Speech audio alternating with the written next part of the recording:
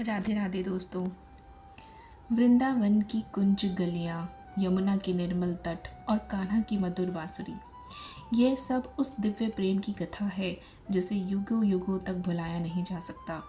राधा और कृष्ण का प्रेम केवल एक कहानी नहीं बल्कि एक भावना है जो प्रेम की पराकाष्ठा को दर्शाती है। लेकिन क्या प्रेम केवल मिलन में होता है या फिर वह परीक्षा की कसौटी पर भी खरा उतर सकता है? यही प्रश्न एक दिन स्वयं राधा के मन में उठा और तब शुरू हुई एक ऐसी कथा जिसे ने प्रेम का अर्थ ही बदल दिया।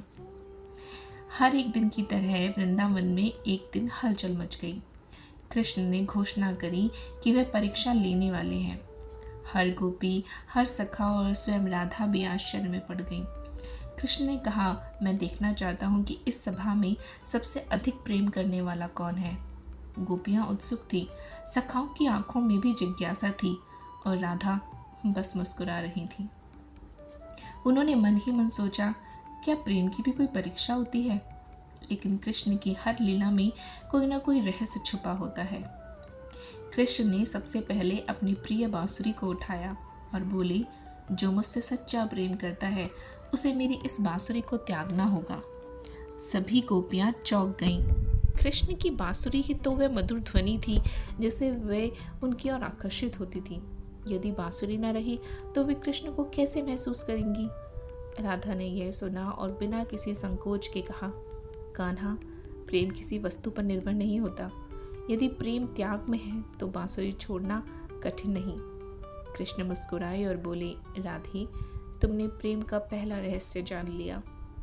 अब कृष्ण ने अपनी आंखें बंद करी और बोले, जिसे मुझसे सबसे अधिक प्रेम है वह मेरे बिना कुछ समय बिता कर दिखाए, बिना मुझे याद किए। यह सुनते ही सारी गोपियां असमंजस में पड़ गईं। वे कृष्ण को भूलने की कल्पना भी नहीं कर सकती थी, लेकिन राधा शांत खड़ी रही। उन्होंने कहा, कान्हा, ये कैसी परीक्षा है? प्रेम में स्मृति से परे जाना असंभव है। प्रेम तो वह धागा है जो हर क्षण हमें जोड़ कर रखता है। कृष्ण ने उनकी ओर देखा और मुस्कुराए, राधे, प्रेम का यह दूसरा रहस्य भी तुमने जान लिया।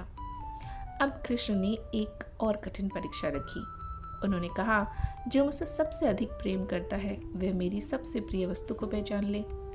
गोपियों ने सोचा, क्या ये बांसुरी थी, क्या ये माखन था या फिर उनका मूल मुकुट?